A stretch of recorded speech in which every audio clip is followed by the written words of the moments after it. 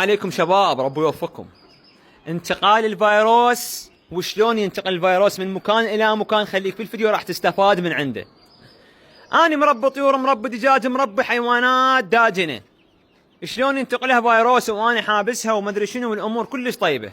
راح اقول لك شلون ينتقلها الفيروس بدون ما تدري انت.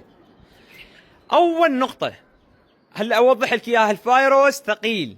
بنوكاسل ثقيل، علماء معرفيه ثقيل، يعني ما يطير بالهواء. اذا طار بالهواء خلاص يعني الكائنات كلها مسحها مسح، لان راح يتواجد بالهواء. وشلون نعالج الهواء؟ تذكرون فيروس كورونا ما موجود بالهواء، موجود بالتلامس. هذا الفيروسات اكثرها متشابهه ثقيله. زين، شلون ينتقل الفيروس؟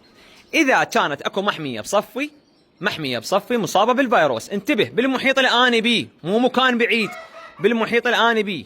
شلون ينتقل من هاي المحميه الى محميتي؟ هاي المحميه مصابه، شلون ينتقل الي؟ هذا الريش ماله الطاير من هاي المحميه، الريش اللي طاير من هاي المحميه اللي بصفي يوقع بالقفص مالتي او بالمحميه. هذا الريش مكلب بيه الفيروس يحتاج جسم ينقله، لازم يكلب له بشيء ينقله. ممكن هاي الريشه توقع هنا وبعض الطيور تنقرها او تاكلها، وراح يتناقل بيناتهم الفيروس، يدخل يشوف جسم يدخل له، وهكذا يتفاعل ويتكاثر. زين، بعد شلون ينتقل الفيروس؟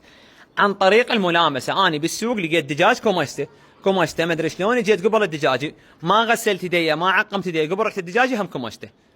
هنا راح يصير عن طريق التلامس انتقال بالفيروس.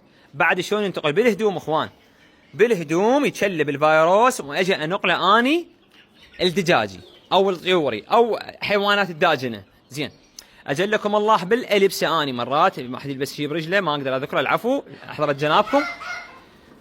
ينتقل الفيروس. طريقة الوقاية من الفيروس هواي مسولفها بفيديوهات، وراح انزل لكم اياها بالجديد، هواي راح انزل لكم اياها.